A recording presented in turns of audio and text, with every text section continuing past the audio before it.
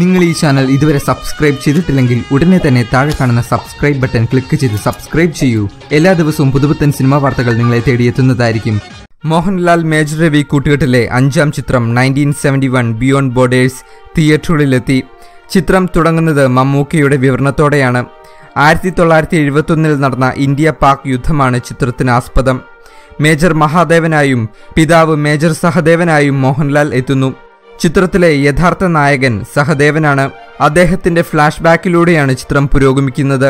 ചിത്രത്തിൽ എടുത്തു പറയേണ്ടത് അതിന്റെ സിനിമറ്റോഗ്രഫിയാണ്. സുജിത് വാസുദേവിന്റെയാണ് ക്യാമറ. ഹോളിവുഡ് ടച്ചുള്ള മികച്ച ഫ്രെയിമുകളാണ് ചിത്രത്തിലുള്ളത്. ചിത്രത്തിന് അനുയോജ്യമായ മികച്ച പശ്ചാത്തല സംഗീതം ഒരുക്കിയത് ഗോപി സുന്ദറാണ്. സംവിധാനത്തിൽ മേജർ രവിയും മികവു കാട്ടി. ഈ ചിത്രം കണ്ടാൽ മനസ്സിലാകും എത്രത്തോളം അധ്വാനം ഇതിനു പുറകിലുണ്ടെന്ന്. ലാലേട്ടനു പുറമെ അല്ലു അർജുന്റെ അനിയൻ അല്ലു സിരീഷ്, ആശ ശരത്, ഹിന്ദി താരം അരുണോദയ് സിംഗ് എന്നിവർ ചിത്രത്തിലെ പ്രധാന കഥാപാത്രങ്ങളാകുന്നു. നാട്ടിൻപുറത്തെ ഭംഗിയും യുദ്ധമുഖത്തെ ഭീകരതയുമാണ് ചിത്രത്തിലെ 2 കാഴ്ചകൾ. ശരിക്കും എന്താണ് 1971 ബിയോണ്ട് ബോർഡേഴ്സ് എന്ന ചിത്രം? ഇതൊരു യുദ്ധചിത്രമല്ല. യുദ്ധത്തിലൂടെ എതിരാളികളെ കൊന്നൊടുക്കി വിജയക്കൊടി പാറിക്കുന്ന ചിത്രമല്ലിത്. മറിച്ച് യുദ്ധം വേണ്ട, സ്നേഹം മാത്രം മതി എന്നു പറയുന്ന ചിത്രമാണ് ലവ് ബിയോണ്ട് ബൗണ്ടറീസ്.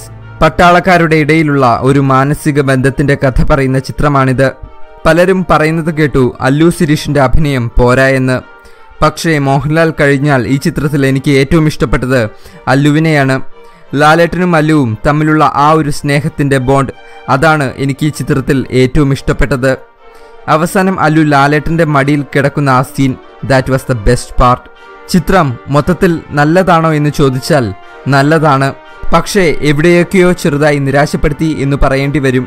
ചിത്രത്തിന്റെ കഥ മികച്ചതാണെങ്കിലും അത് വിഷ്വലൈസ് ചെയ്തു വന്നപ്പോൾ എവിടെയൊക്കെയോ ഒരു കുറവ്.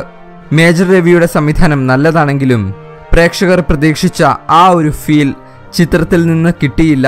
ചിത്രത്തിലെ ഇന്ത്യ പാക് യുദ്ധരംഗങ്ങൾ നല്ലത് തന്നെ. പക്ഷേ അത് ഷൂട്ട് ചെയ്ത രീതി കാണികളിൽ ആകാംക്ഷയോ അമ്പരപ്പോ ഉയർത്തുന്നതല്ല. കുറെ വെടിയുണ്ടകൾ ലക്ഷ്യമില്ലാതെ അങ്ങോട്ടും ഇങ്ങോട്ടും പോകുന്നു. കഥാപാത്രങ്ങളും യുദ്ധവും തമ്മിൽ ഒരു ചേർച്ചക്കുറവും തോന്നിയേക്കാം. പല കഥാപാത്രങ്ങളിലേക്കും ഇറങ്ങിച്ചെല്ലാൻ ഒരല്പം ബുദ്ധിമുട്ടാണ്. സിനിമ അവസാനിക്കുമ്പോൾ ഒരു നല്ല ചിത്രം എന്ന് പറയാൻ സാധിക്കും. ഒരു എബവ് ആവറേജ് മൂവി. ഫാമിലിയായി കണ്ടിരിക്കാം ഈ ലാൽ ചിത്രം. പുതുപുത്തൻ സിനിമാ വാർത്തകൾക്കും വിശേഷങ്ങൾക്കുമായി ഈ ചാനൽ സബ്സ്ക്രൈബ് ചെയ്യൂ, ലൈക്ക്, ഷെയർ ആൻഡ് കമന്റ്. നന്ദി.